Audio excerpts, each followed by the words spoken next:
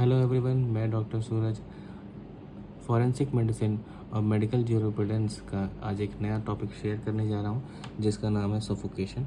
तो आइए देखते हैं। पहले तो इसकी डेफिनेशन देखेंगे। It is defined as a manual obstruction of air passage caused by closing of external orifice of nose and mouth. Closing of external orifice of nose and mouth. Mouth का और नाक का एक्सटर्नल ऑरिफिस का मतलब जो उसकी जो opening है उसको बंद कर देना। बंद करने की वजह से क्या होगा, एयर का जो पासेज होगा वो ब्लॉक हो जाएगा। ब्लॉक होने की वजह से जो क्या कहते हैं विक्टिम होगा वो सफोकेट करेगा। उसकी वजह से उसकी कॉन्शियसनेस लॉस हो सकती है, उसकी डेथ भी हो सकती है। ठीक है, इसके टाइप्स देखेंगे। इसके टाइप्स क्या है, स्मॉदरिंग है, गैगिंग है, चोकिंग है और ट्रोमैटिक एस्फाक्सिया है।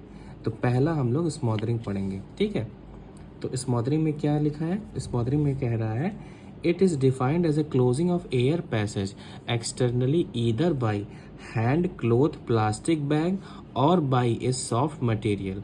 Closing of air passage by hand cloth plastic bag और ए सॉफ्ट मटेरियल। हाथ से, किसी कपड़े से, किसी प्लास्टिक के बैग से या किसी सॉफ्ट मटेरियल से जो आपका एयर जहाँ से हमारे बॉडी में एंट्री लेती है, वो नोज़ हो गया और हमारा माउथ हो गया, उसे ब्लॉक कर देना। ठीक है, एक्सटर्नली मतलब बाहर से ब्लॉक करना है इसको, तो उसे बोलेंगे स्मॉदरिंग। प्लास्टिक बैग, जैसे कि मूवीज़ में दिखाते हैं कि प्लास्टिक बैग होता है ट्रांसपेरेंट, उसके पीछे से आया और उसको जो हीरो है, हीरो को मुंह के ऊपर उसके लगा दिया तो सांस फूलने लगी उसकी, तो वो वाला सीन आपके दिमाग में क्रिएट हो गया होगा। एक्सीडेंटल स्मॉदरिंग। एक्सीडेंटल स्मॉदरिंग में क्या है, ओवरलेइंग। दूसरा क्या है, इन्फेंट एंड चाइल्ड। तो पहले शुरू से करते हैं। ओवरलिंग, ओवरलिंग में क्या लिखा हुआ है, कंप्रेशन ऑफ चेस्ट, नोज और एंड माउथ। जैसे कि कोई ओवरले कर गया आपके ऊपर, और ओवरले करने की वजह से क्या होगा, आपका जो चेस्ट होगा कंप्रेस कर जाएगा। कोई आपके ऊपर चढ़ गया एक तरीके से सोते समय, ये ज़्यादातर होता है बच्चों के केस में, क्योंकि एक्सीडेंटल की बात हो रही है तो एक्सीडेंटल में बच्चों का केस ज़्यादा आता है, क्योंकि जो एडल्ट होते हैं उनको ऐसा प्रॉब्लम आएगी नहीं, क्योंकि वो लोग कॉन्शियस हो जाते हैं तुरंत इस वजह से। तो चेस्ट का कंप्रेशन हो जाएगा, नोज़ और माउथ का कंप्रेशन, उसका नाक या मुंह दब जाएगा। Infant and in childrens, it is defined as smothering of child by overlaying of their mother during sleep. यहाँ मदर की जगह फादर भी आ सकता है, ब्रदर भी है, सिस्टर भी है। छोटा बच्चा है, उसके ऊपर उसकी माँ का हाथ पड़ गया और सोते टाइम, तो उसकी सांस नहीं आ पाई, वो सांस नहीं ले पाया या बता नहीं पाया। छोटा है, 2-2.5 साल का बच्चा। ज़्यादातर छोटे बच्चों में मतलब कि 1.5 से 2 साल, 2.5 साल, उसके ऊपर नहीं होता। 6 महीने से लेकर के 2-2.5 साल तक, क्योंकि उसी समय वो बच्चे जो होते हैं बहुत ज़्यादा कॉन्शियस नहीं होते हैं, अपनी चीज़ों को बता नहीं पाते हैं। ठीक है, इन एपिलेप्टिक। दूसरा इन एपिलेप्टिक है। इन एपिलेप्टिक मतलब ये सीजर्स, एपिलेप्टिक फिट्स की बात यहाँ नहीं होगी। इन एपिलेप्टिक का मतलब यहाँ पे है कि when a person suddenly fall into a bin of dust और फ्लोर। फ्लोर मतलब कि आटे का कोई डिब्बा है उसमें गिर गया, या कोई डस्टबिन है उसमें गिर गया, तो उसके वजह से उसके नाक के अंदर ढेर सारा आटा चला गया है, गंदगी चली गई, तो उस वजह से वो सफोकेट कर गया, ये यहाँ पे बोला गया है। ठीक है, एक्सीडेंटल स्मॉदरिंग, होमोसाइडल स्मॉदरिंग। एक्सीडेंटल स्मॉदरिंग हो गया, होमोसाइडल स्मॉदरिंग में देखेंगे killing of span is infant by smothering and gagging. Gagging अभी एक न्यू टर्म आया है इसमें, गैगिंग को अभी हम लोग नेक्स्ट में पढ़ेंगे। नेक्स्ट टाइप, ये टाइप है एक स्मॉदरिंग का, तो नेक्स्ट जो टॉपिक है वो गैगिंग का है, तो मैं उसमें आपको समझा दूंगा। तो killing of infant by smothering and gagging. फिर है in adult not common. Postmortem appearance हम लोग देख लेते हैं इसका, स्मॉदरिंग का postmortem appearance. Nail scratches, abrasion, bruises around mouth and nostril. जब पोस्टमार्टम में देखेंगे, जब विक्टिम की डेथ हो चुकी रहेगी, तो नेल स्क्रैचेस मतलब कि नाखून के निशान पड़े रहेंगे, क्योंकि वो उसका गला दबा रहा होगा ना, तो दबाने के टाइम पे उसके नाखून के स्क्रैच पड़ सकते हैं, मोस्ट कॉमन है ये। ब्रूजेस हो जाएंगे, उसको एब्रेजन हो जाएगा। कहाँ पे होगा? क्योंकि नाक मुंह ही बंद कर रहा है तो माउथ और नॉस्ट्रिल के आसपास होगा। Lips, gum, tongue may show bruising and laceration, मतलब हल्का फटा हुआ हो सकता है, ब्रूजेस हो सकते हैं, कॉमन बात है ये भी। लंग्स में ऑल्सो शो एडिमा, लंग्स फूल जाएंगे। लंग्स क्यों फूल जाएंगे? ऑक्सीजन की कमी होगी तो लंग्स को ऑक्सीजन की रिक्वायरमेंट होगी तो अपना वो सरफेस एरिया बढ़ाएगा। Blood should be examined for drugs, कोई नशीली पदार्थ लिया हुआ हो तो उसके लिए हमें उसके ब्लड की जांच भी करानी पड़ेगी, क्योंकि स्मॉदरिंग से डेथ हुई है कि नहीं हुई, कुछ और कारण रहा हो तो उसका खून की जांच करानी जरूरी है। ठीक,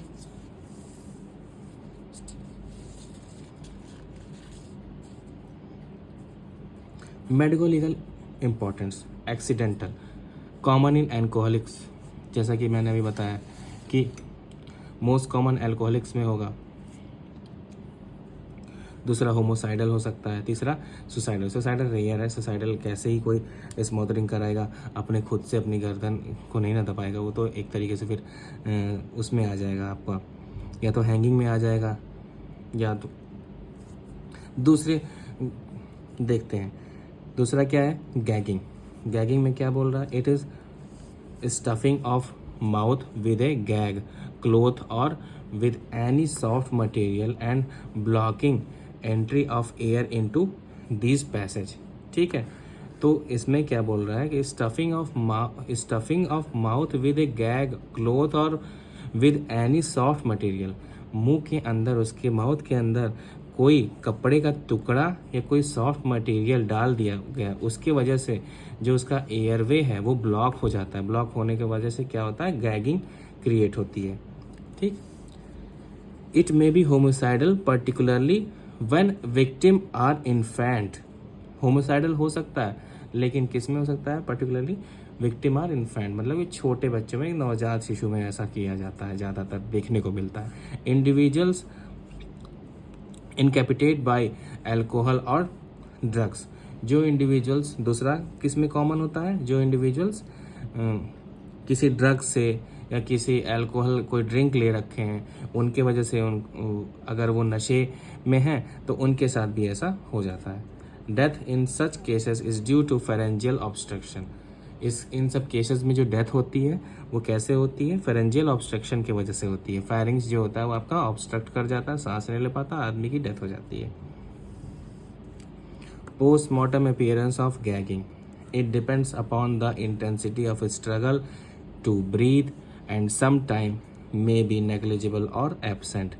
ये किस पे डिपेंड करता है? Postmortem appearance. अगर हमें कुछ देखने को मिलता भी है तो कब देखने को मिलेगा? कि वो कितना स्ट्रगल किया, जो विक्टिम था उसने स्ट्रगल किया कि नहीं किया। अगर नहीं करेगा तो हमें समटाइम्स नेग्लिजिबल या एब्सेंट रहते हैं postmortem appearance. There may be present trace of material in mouth and between the teeth. ये एक इम्पॉर्टेंट पॉइंट है। जैसे कि जब गैगिंग का जो प्रोसेस कंप्लीट हो जाएगा तो जो विक्टिम होगा, विक्टिम के मुंह से जो मर्डरर होगा वो निकालेगा कपड़ा निकालेगा, तो कपड़े के जो रेशे होंगे वो रह जा सकते हैं उसके अंदर, तो उस वजह से वो प्रेजेंट होंगे उसके अंदर। Injury to nose and mouth present with, ये विद का साइन ये डॉक्टर्स का है, थोड़ा सा मैं इसको हटा दूंगा। With discharge of blood into back of throat.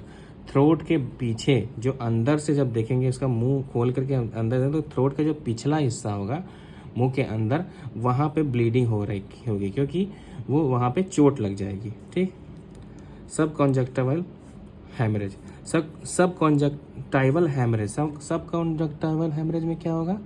कॉन्जक्टिवा जो होगी आपकी जो आपका आँख है, आँख की जो कंजक्टिवा है वहाँ पे ब्लीड क्रिएट हो जाएगा, क्लॉट्स बन जाएंगे। जो वाइट वाला पार्ट है आपके आँख का, वहाँ पे क्लॉट्स बन जाएंगे, रेडिश हो जाएगी वो।